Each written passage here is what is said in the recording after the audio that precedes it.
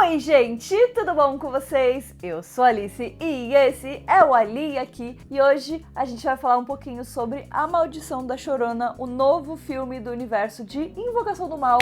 Então, um filme de terror, e se você gosta deste gênero maravilhoso, já se inscreve aqui no canal, deixa o seu joinha nesse vídeo e vamos falar da Chorona.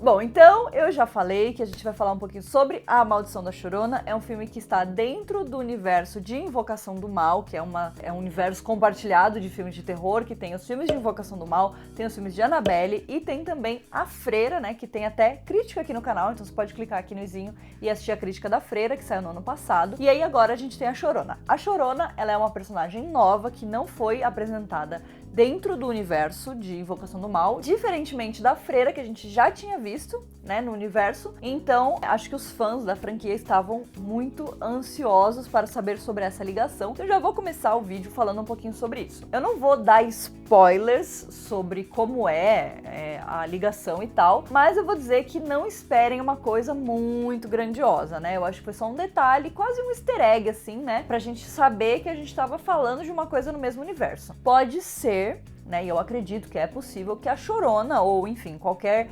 personagem ou elemento deste filme da Chorona apareçam no futuro em outros filmes da franquia de Invocação do Mal. Mas, né, a gente ainda não sabe, então eu acho que foi só uma pré-conexão, assim, pra gente entender que fazia parte daquele conteúdo. Esse vídeo não vai ter spoilers, né, isso aí foi o máximo de spoilers que eu vou dar mesmo. E agora eu vou falar um pouquinho sobre a trama do filme em si, sobre a Chorona. Não vou falar de nenhuma conexão com Invocação do Mal ou com a Freira, enfim. A Chorona é uma lenda mexicana, é uma lenda que existe de verdade e é uma lenda urbana, né, que é muito famosa no México. E eu achei já isso um dos pontos mais positivos do filme, porque é muito interessante a gente se aprofundar em lendas de países diferentes que a gente não conhece. Nos Estados Unidos tem um apego que acaba sendo muito grande com essas coisas de terror, então tem várias casas mal assombradas nos Estados Unidos, várias lendas urbanas de pessoas que morreram e deixaram o seu espírito vaga, né? Então é muito interessante eles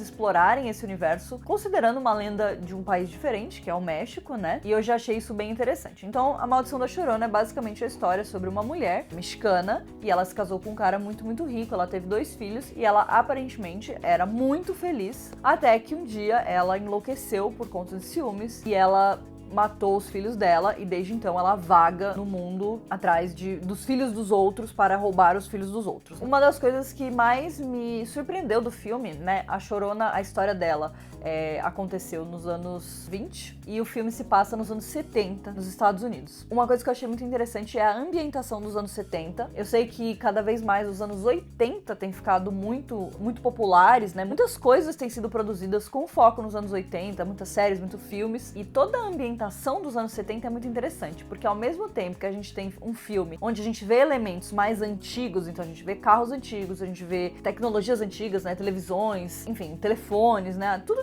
que as pessoas usavam mais antigamente nessa época. O filme, ele tem uma pegada um pouco atual, então ele não é um filme dos anos 70 que teria sido feito nos anos 70, mas ele obviamente adota esse estilo de anos 70 meio glamourizado e uma coisa de meio que não datado, né? Então eu tive a sensação o filme inteiro de que alguém poderia muito bem tirar um iPhone, começar a mexer no iPhone e a vida ia seguir normalmente, sabe? Eu acho que o filme cria esse ambiente e achei isso muito interessante porque isso já me agradou bastante, né? E isso abre ainda mais espaço para outra parte que eu gostei muito, que é a fotografia e a direção de arte do filme. Eu acho que a própria direção do filme é bastante diferente, isso me agradou muito, apesar de, obviamente, a gente ter vários dos clichês de filmes de terror, várias câmeras que são também clichês de filmes de terror, tem um estilo que é muito próprio do filme, então ele tende a filmar cenas na diagonal, assim, sabe? Então isso faz parte de tudo que é construído do filme durante ele inteiro, né? Então eu achei isso muito interessante. A fotografia do filme em muitos momentos me lembrou A Maldição da Residência Hill, inclusive. Acho que até tem algumas cenas até que são bastante parecidas com algumas cenas de A Maldição da Residência Hill. Tem uma cena em específico que eu tava prestando muita atenção pra saber se era um plano sequência, né? Que é aquele plano onde eles filmam uma cena direto sem cortes, né? Então é a mesma cena e tal. Na Residência Hill, a gente tem um plano de sequência muito icônico. Eu fiquei prestando atenção pra ver se era um plano de sequência, mas daí na metade da cena começou a acontecer umas paradas nervosas, assim, tipo assim, fiquei com medo e eu esqueci de prestar atenção. Acontece, gente, faz parte. Se você assistiu, você sabe qual é essa cena, comenta aqui embaixo e me fala se ela é plano de sequência ou não, mas pelo que eu tava prestando atenção, eu tive a sensação de que era, achei isso muito interessante. E eu acho que o filme vai se construindo, os personagens são extremamente carismáticos. A gente tem uma personagem principal, que é uma mulher, que é interpretada pela Linda Cardellini, que é a personagem a Ana, né, que chama a personagem dela. Ela é mãe de 2 filhos, ela é assistente social, e aí ela vai se ver ali presa na maldição da Chorona, com os filhos dela e tudo mais. Eu acho que isso é muito interessante porque já traz pra gente uma personagem feminina muito forte. A Ana é uma personagem que já passou por muitas coisas na vida, coisas trágicas e etc. E isso transforma, né, e torna ela uma mulher muito forte, e ela faria de tudo pra proteger a família dela, e ela faz, e isso é muito legal, porque eu acho que em filme de terror, a gente já até conversou um pouquinho sobre isso quando eu falei sobre Insidious, que a gente também tem uma personagem feminina muito forte, né? Em filmes de terror, o típico, né, é o contrário, é a gente ter homens como os personagens principais que salvam o dia e mulheres como as donzelas indefesas, e eu acho que cada vez mais o gênero de terror tem quebrado esse paradigma aí, né? E a Linda Cardellini vem nesse filme para fazer isso. Ela é uma excelente atriz, tá muito bem no papel, os momentos são muito dinâmicos, isso é muito interessante. Então eu gostei bastante. O filme tem seus bons momentos de terror e de susto, tem momentos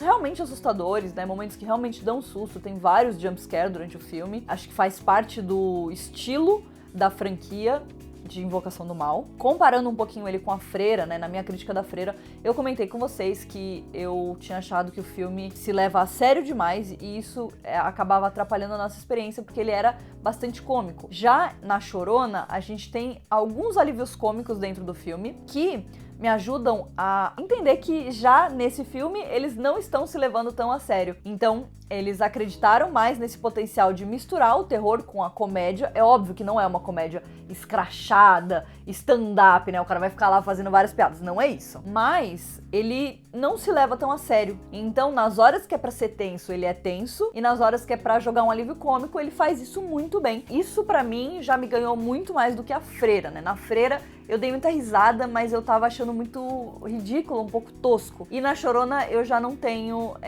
tanto essa impressão. Eu acho que ele casa bastante com os outros filmes do universo de Invocação do Mal, no estilo de assombração, né, digamos assim, no estilo de jumpscares, de conduzir o terror durante o filme. Então acho que ele faz totalmente sentido assistindo esse filme, mesmo se não tivesse a conexão falada, né, verbalmente, eu acho que a gente conseguiria perceber que ele faz parte só por ele estar nesse mesmo estilo de filme, mas ele também tem o seu lado ruim, que é o seguinte, né? Porque ele não é um filme perfeito, apesar de eu ter falado várias coisas incríveis do filme, né? Eu acho que o primeiro e o segundo ato são muito bons.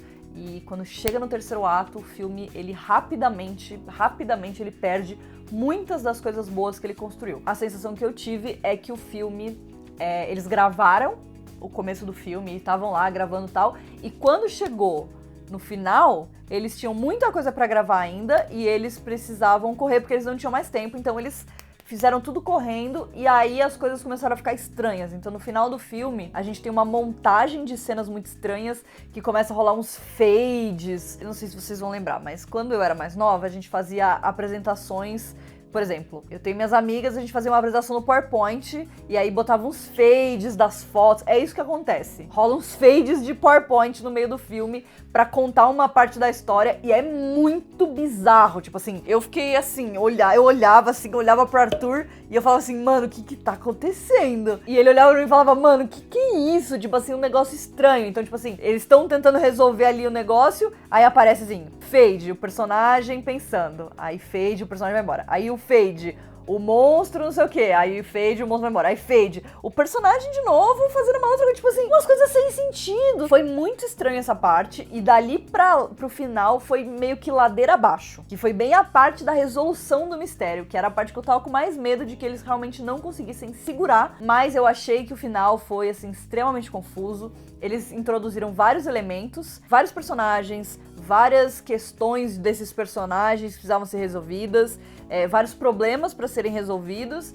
e aí no final eles resolveram uma coisa e as outras 50 coisas eles tipo falaram, beleza, vamos só ignorar, fingir que não aconteceu. O final me decepcionou um pouco, mas eu acho que o começo e o meio do filme são realmente muito bons. Tem cenas muito icônicas e muito importantes, apesar de que é no terceiro ato que um dos melhores personagens do filme é introduzido, e que é o curandeiro. Ele é muito engraçado, ele é muito bom, eu acho que ele funciona muito bem dentro da dinâmica do filme. Enfim, né, qual que é o saldo do filme? Eu acho que ele é legal, acho que ele é um bom entretenimento. Se você gosta da franquia de Invocação do Mal, você com certeza vai se divertir. Eu achei milhões de vezes melhor do que a Freira. Opinião pessoal minha apenas, tá? A Freira eu fiquei meio desacreditada, porque achei muito tosco tudo. E esse filme acho que ele consegue se resolver melhor em muitos aspectos, apesar do final ser um pouquinho decepcionante. Então é isso, essa foi a minha crítica da Maldição da Chorona. Se você gosta de filmes de terror, se você gosta da Invocação do Mal, comenta aqui embaixo qual é o seu filme favorito da franquia, e a gente se vê no próximo vídeo. Um beijo!